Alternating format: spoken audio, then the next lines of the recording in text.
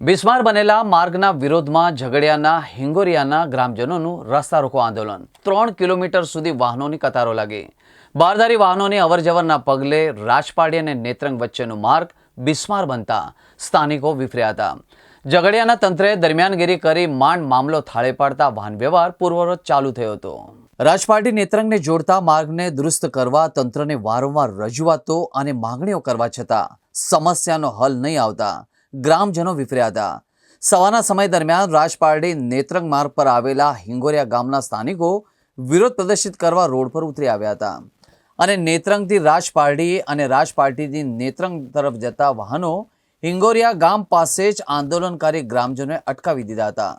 ગ્રામજનોએ ખરાબ અને ધૂળિયા માર્ગને લઈને વાહનો અટકાવી દેતા બંને તરફ 3 કિલોમીટર જેટલી લાંબી વાહનોની લાઈન જોવા મળી હતી અને લગભગ 2 કલાક સુધી લોકોને વાહનો અટકાવી દેતા ઝઘડિયા મામલતદાર માર્ગ અને મકાન વિભાગ ભરૂચ રાજપારડી પોલીસે મહા મહેનતે ગ્રામજનોને સમજાવ્યા હતા અને કહ્યું કે નજીકના દિવસોમાં તાકીદે આ માર્ગનું સમારકામ હાથ ધરાશે તેમ બાંહેધરી આપતા હાલ પૂરતો મામલો થાળે પડ્યો છે અને ત્યારબાદ લોકોએ વાહનો જવા દેતા વાહન વ્યવહાર પૂર્વવત થયો હતો। હિંગોરિયા ગામ ખાતે ઝઘડિયા તાલુકાના હિંગોરિયા ગામ ખાતે આ સ્થાનિકોના પ્રશ્નોને વાચા આપવા માટે તેમની સાથે અમે અહીં રસ્તા રોકો આંદોલન અમારે કરવું પડ્યું હતું। આ સ્થાનિકો અહીં જે મોટા સોરવા સરકારી શાળા આવેલી છે ત્યાં 150 થી 200 બાળકો ભણતર માટે આવે છે।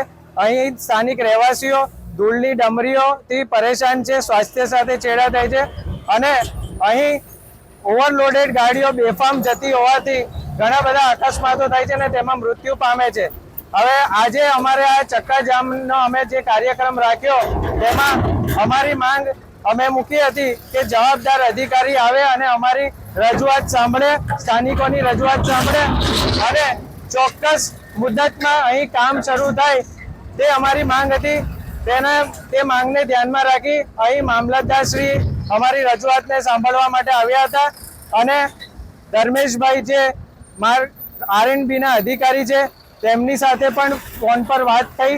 પીઆઈ સાહેબ જે છે રાજપાડીના ગોહિલ સાહેબે તેમની સાથે વાત કરાવી અને ખાતરી અપાવી હતી કે 2 દિવસની અંદર અહીં આ રસ્તાનું કામ શરૂ થઈ જશે અને આ પ્રશ્નનું નિરાકરણ આવી જશે।